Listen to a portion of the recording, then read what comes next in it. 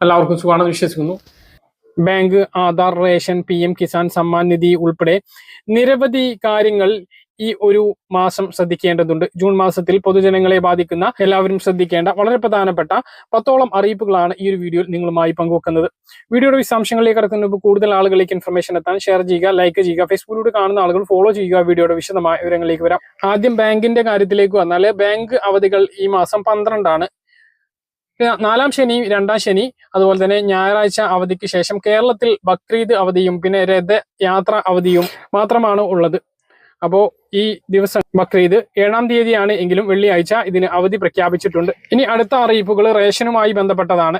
ഇതിൽ ഏറ്റവും പ്രധാനപ്പെട്ടത് മുൻഗണനാ റേഷൻ കാർഡിന് ഓൺലൈൻ അപേക്ഷകൾ ക്ഷണിച്ചിട്ടുണ്ട്. ജൂൺ 2-ാം തീയതി മുതൽ 15-ാം തീയതി വരെയാണ് ഓൺലൈനായിട്ട് മുൻഗണന BPL റേഷൻ കാർഡിന് അപേക്ഷിക്കാൻ കഴിയുക. മൂന്നാമത്തെ അറിയിപ്പ് മെയ് മാസത്തെ റേഷൻ 4-ാം തീയതി വരെ വാങ്ങാവുന്നതാണ്. അതിനുശേഷം 4 ദിവസം റേഷൻ കട അവധിയാണ്. 9-ാം തീയതി മുതലായിരിക്കും സംസ്ഥാനത്ത് ജൂൺ മാസത്തെ റേഷൻ വിതരണം ആരംഭിക്കുക. അടുത്തായിരിക്കും പ്രധാനമന്ത്രി കിസാൻ സമ്മാൻ നിധി ഉൾപ്പെടെയുള്ള കർഷകർക്ക് ലഭിക്കുന്ന സബ്സിഡിയും സഹായങ്ങളും മറ്റ് ആനുകൂല്യങ്ങളെല്ലാം തുറന്നും ലഭിക്കുന്നതിന് വേണ്ടി കേന്ദ്ര സർക്കാർ കൊണ്ടുവന്നിട്ടുള്ള PM അഗ്നിസ്റ്റാർക്ക് കർഷക രജിസ്ട്രേഷൻ നടപടി അതായത് കൃഷി വകുപ്പുകൾ മുഖേന ആരംഭിച്ചിട്ടുണ്ട്. എല്ലാവരും കൃഷിഭവനുകളിലെത്തി അഗ്നിസ്റ്റാർക്ക് കർഷക രജിസ്ട്രേഷൻ ജൂലൈ 31-നകം പൂർത്തീകരിക്കേണ്ടതാണ്. ആധാർ കാർഡ്, ആധാറുമായി ലിങ്ക് ചെയ്തിട്ടുള്ള മൊബൈൽ ഫോൺ, നികുതി അടച്ച റെസീറ്റ് എന്നിവയാണ് അതിനു വേണ്ടിയിട്ടുള്ള രേഖകൾ. ഇതിനെക്കുറിച്ച് വിശദമായിട്ടുള്ള വീഡിയോ നമ്മൾ വേറെ അപ്ലോഡ് ചെയ്തിട്ടുണ്ട്. 5-ാമത്തെ അറിയിപ്പ് ഗ്യാസ് സിലിണ്ടറുകൾ ഉപയോഗിക്കുന്ന ആളുകൾ അറിഞ്ഞിരിക്കേണ്ട കാര്യമാണ്. ജൂൺ മാസത്തെ ഗ്യാസ് വില പൊതുമേഖല എണ്ണ കമ്പനികൾ പ്രഖ്യാപിച്ചപ്പോൾ വീടുകളിൽ ഉപയോഗിക്കുന്ന സിലിണ്ടറിന് വില കുറച്ചിട്ടില്ല. അതേസമയം ഹോട്ടലുകളിലും മറ്റും ഉപയോഗിക്കുന്ന 19 കിലോഗ്രാം സിലിണ്ടറിന്റെ വില 25 രൂപ കുറച്ചിട്ടുണ്ട്. അതുപോലെ ഗ്യാസ് കണക്ഷൻ നിലനിൽക്കുന്നതിന് വേണ്ടിയിട്ട് ആരുടെ പേരിലാണോ ഗ്യാസ് കണക്ഷൻ ഉള്ളത് അവർ KYC നടപടി പൂർത്തീകരിക്കണം. അത് ചെയ്തിട്ടില്ല എങ്കിൽ ഭാവിയിൽ പ്രശ്നം ഉണ്ടാകും. എല്ലാ ആളുകളും അത് ശ്രദ്ധിക്കേണ്ടതാണ്. Employees provident fund organisation EPFO 3.0 അവതരിപ്പിക്കാൻ സാധ്യതയുള്ള ജൂൺ 1 മുതലാണ്. EPFO അംഗങ്ങൾക്ക് UPI ATM-കൾ വഴി തൽക്ഷണം PF ഫണ്ടുകൾ പിൻവലിക്കാൻ അനുവദിക്കുക തുടങ്ങിയ മാറ്റങ്ങൾ EPFO 3.0യുടെ സവിശേഷതകളാണ്. അടുത്ത അറിയിപ്പ് ഫോം 16 പ്രകാരം നികുതി കിഴിവ് അഥവാ TDS സർട്ടിഫിക്കറ്റ് നൽകുന്നതിന് അവസാന തീയതി 2025 ജൂൺ 15 ശമ്പളക്കാരായ ജീവനക്കാർക്ക് തൊഴിലുടമകൾ നൽകുന്ന ഒരു സർട്ടിഫിക്കറ്റാണ് ഫോം 16. അവരുടെ ശമ്പളത്തിൽ നിന്നും നികുതി കുറച്ചിട്ടുണ്ട് എന്ന് സ്ഥിരീകരിക്കുന്ന രേഖയാണിത്. കുറച്ച നികുതി ആദായ നികുതി വകുപ്പിന് സമർപ്പിക്കേണ്ടതിന്റെ തെളിവായി ഇത് ഉപയോഗിക്കാവുന്നതാണ്.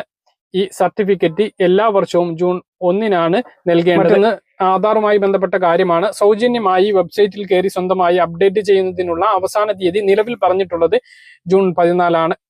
അപ്പോൾ ഇത് ജനങ്ങളെ വല്ലാതെ ബാധിക്കുന്ന കാര്യമല്ല. അക്ഷയ കേന്ദ്രങ്ങളിലെത്തി പുതുക്കുന്നതാണ് നല്ലത്. അത് അങ്ങനെ പുതുക്കുന്നതിന് അവസാന തീയതിയൊന്നും പ്രഖ്യാപിച്ചിട്ടില്ല എന്നുള്ളത് മനസ്സിലാക്കുക. സൗജന്യം അവസാനിച്ചാലും സ്വന്തമായിട്ട് വെബ്സൈറ്റിൽ കയറി പുതുക്കുന്നതിന് 25 രൂപ മാത്രമാണ് ഫീസ് നൽകേണ്ടി വരുന്നത്. ആധാർ കേന്ദ്രങ്ങളിൽ നേരിട്ടെത്തി ചെന്ന് പുതുക്കുന്നതിന് 50 രൂപയാണ് ചാർജ് ഈടാക്കുക. ബയോമെട്രിക് അതുപോലെ തന്നെ ഫോട്ടോ മാറ്റുക ഇതിന് അധിക ചാർജ് നൽകേണ്ടി വരും. 50 രൂപ കൂടി അധികം നൽകിയാൽ PVC ആധാർ കാർഡ് വീടുകളിലെത്തും. അത് നൽകുന്നതാണ് നല്ലത്. കാരണം ഇപ്പോൾ പുതുക്കുന്ന ആധാർ കാർഡുകളുടെ കോപ്പിയൊന്നും എല്ലാവർക്കും പോസ്റ്റ് വഴി എത്തുന്നില്ല എന്നുള്ള പരാതിയുണ്ട്. PVC ആധാർ കാർഡിന് അപേക്ഷിക്കുകയാണ് എങ്കിൽ അത് സ്പീഡ് പോസ്റ്റ് വഴി ആ ആധാർ കാർഡെങ്കിലും വീടുകളിൽ എത്തുന്നതാണ്. അപ്പോൾ പുതിയൊരു അധ്യയന വർഷം ആരംഭിച്ചു. കുട്ടികൾക്ക് ലഭിക്കുന്ന എല്ലാ സേവനങ്ങളും കൃത്യമായിട്ട് ലഭിക്കുന്നതിന് കുട്ടികളുടെ ആധാർ കാർഡ് പുതുക്കാൻ വേണ്ടിയിട്ട് എല്ലാവരും ശ്രദ്ധിക്കുക. മറ്റൊരു പ്രധാനപ്പെട്ട അറിയിപ്പ് 2025 ജൂൺ 1 മുതൽ ഓവർനെറ്റ് മ്യൂച്വൽ ഫണ്ട് സ്കീമുകൾക്കായി ഓഹരി വിപണി നിയന്ത്രക്കാരായ സെബി പുതിയ കട്ട് ഓഫ് സമയം അവതരിപ്പിച്ചിട്ടുണ്ട്. ആസ്തി മൂല്യം NAV കണക്കാക്കുന്ന പ്രക്രിയയിൽ സുതാര്യത കൊണ്ടുവരാൻ ലക്ഷ്യമിട്ടാണ് പുതിയ കട്ട് ഓഫ് സമയം. 2025 ജൂൺ 1 മുതൽ ഓവർനെറ്റ് മ്യൂച്വൽ ഫണ്ട് സ്കീമുകൾക്കുള്ള കട്ട് ഓഫ് സമയം ഓഫ്ലൈൻ ഇടപാടുകൾക്ക് ഉച്ചകഴിഞ്ഞ് 3 മണിയും ഓൺലൈൻ ഇടപാടുകൾക്ക് വൈകിട്ട് 7 മണിയുമാണ്. മറ്റൊന്ന് ജൂൺ മാസത്തിലാണ് നമുക്ക് നിലമ്പൂർ ഇലക്ഷൻ വരുന്നത്. അതിനു മുമ്പ് ക്ഷേമ പെൻഷൻ 1 മാസത്തെ ഗഡു ലഭിക്കും എന്നുള്ളതാണ് ഏറ്റവും പ്രധാനപ്പെട്ട ഒരു കാര്യം. ജൂൺ 19 മുമ്പ് നമുക്ക് പെൻഷൻ വിതരണം പൂർത്തീകരിക്കുന്ന രൂപത്തിലുള്ള വിതരണം ഉണ്ടാകും. ജൂൺ 25 മുതൽ ഓഗസ്റ്റ് 24 വരെയാണ് പെൻഷൻകാർക്കുള്ള വാർഷിക മസ്റ്ററിംഗ് പ്രഖ്യാപിച്ചിട്ടുള്ളത്. അതിന്റെ നടപടികളും ജൂൺ 25 മുതൽ ആരംഭിക്കുന്നതാണ്. അക്ഷയ കേന്ദ്രങ്ങളിൽ എത്തിയാണ് പെൻഷൻ ജീവനക്കാർ മസ്റ്ററിംഗ് പൂർത്തീകരിക്കേണ്ടത്. പഞ്ചായത്തുകളിലൂടെ 2025-26 സാമ്പത്തിക വർഷത്തെ വ്യക്തിഗത ഗ്രൂപ്പ് ആനുകൂല്യങ്ങൾക്കുള്ള അപേക്ഷകൾ ക്ഷണിച്ചിട്ടുണ്ട്. അത് ഈ ഒരു മാസം അവസാനിക്കുന്നതാണ്.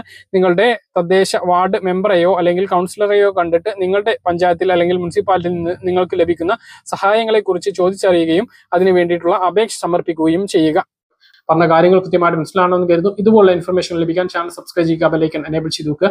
മറ്റൊരു വീഡിയോയുമായി നമുക്ക് വീണ്ടും കാണാം. ദൂരേക്കും.